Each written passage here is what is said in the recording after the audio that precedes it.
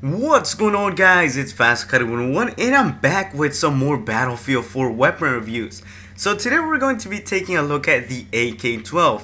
Now, why are we going back to the AK-12 after reviewing the M416? Well, basically I'm not doing these weapon reviews in order, but hopefully the upcoming reviews will be in a more orderly fashion.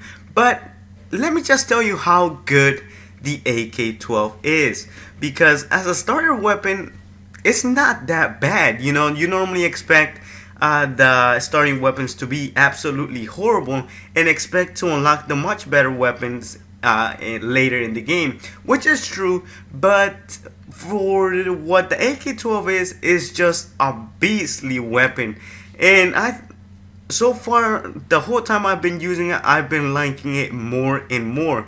So let's take a look at some stats of the AK-12.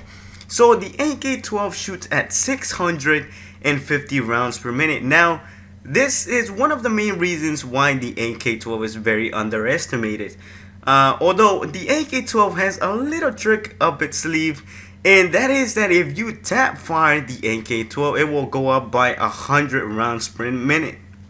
So basically what this means is that instead of shooting 650 rounds per minute, it will go up to 750 rounds per minute, which, I mean, that's a drastic change in the rate of fire right there. So that's one of the unique things that the AK-12 has to offer compared to the other assault rifles in the game. Now, I normally use this trick when playing in smaller matches like Operation Locker, in game modes like Domination, where the gunfights can get very intense. Now the AK-12, since it is a slower weapon, you might want to use it in bigger maps, and normally in Conquest, since this is where the 650 rounds per minute will definitely come in handy, because you'll be much more accurate and you'll find this weapon to be even more effective in those larger maps, because even though you can actually increase the rate of fire on this weapon, it's not enough to actually outgun an AK or a FAMAS. So my recommendation to you is to keep the AK-12 where it mostly shines, and that is in medium to large maps, because if you decide to take it in really small maps, you are most likely to get outgunned by faster weapons. For example, let's say an AK which shoots at 900 rounds per minute, or any pump action shotgun which can kill you in just one shot. And this is what really threw me off the AK-12 when I first tried it out, because I thought it was a piece of junk, but fortunately I decided to give it a second chance and found that it's just a great weapon. And moving on to the recoil patterns, the AK-12 doesn't have much recoil, to be honest. It's actually very controllable, since when a weapon has a really low rate of fire, it normally means the recoil is not gonna be that high. The recoil for the AK-12 is 0.3 up, 0.15 left, and 0.1 to the right. So what this is basically going to look like is up and then slightly to the right, which can be very controllable with attachments or without attachments. Obviously you're going to want to put some attachments on the AK-12 to make it a lot better. One of the major downsides I found with the AK-12 are its reload time, since it comes in at 3 seconds when fully dry and 2.05 with one bullet left in the magazine.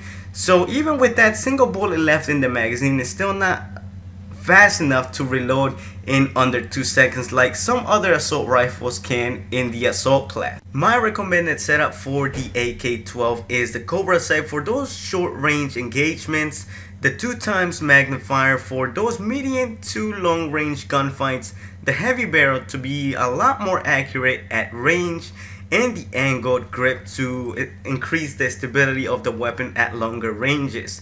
So to recap, the AK-12's pros are the adjustable fire rate going from 650 to 750, the low recoil, and most important of all, it's very accurate. Now some of the cons are the low rate of fire and slow reloads, which just kill the weapon.